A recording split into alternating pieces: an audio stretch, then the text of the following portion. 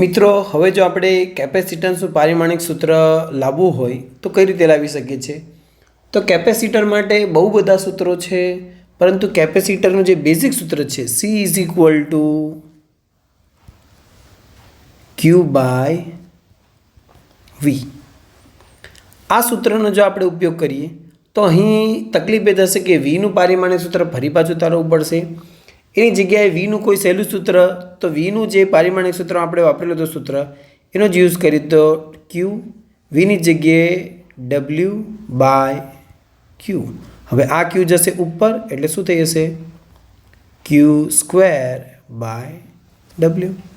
હવે આપણને ખબર છે W એ શું છે? વર્ગ છે. તો Q સ્ક્વેર વર્ગ એટલે થઈ જશે કાર્ય એટલે બળ ગુણ્યા સ્થાનાંતર.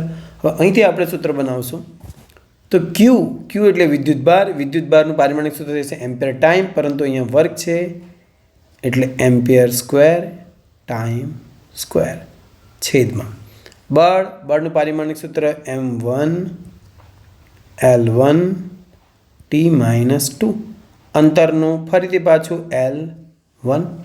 તો હવે જોવા જઈએ તો M1 ઉપર જશે તો M-1.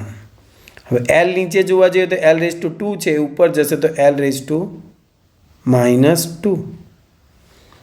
T ઉપર સ્ક્વેર છે, અહીં નીચેથી -2 ઉપર જશે તો T-4 થઈ જશે, 2 ને 2 4, અને A-,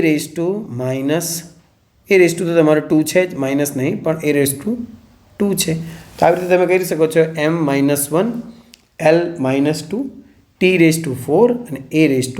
તો આ રીતે તમારે કેપેસિટન્સનું પણ પારિમાણિક સૂત્ર બની જશે.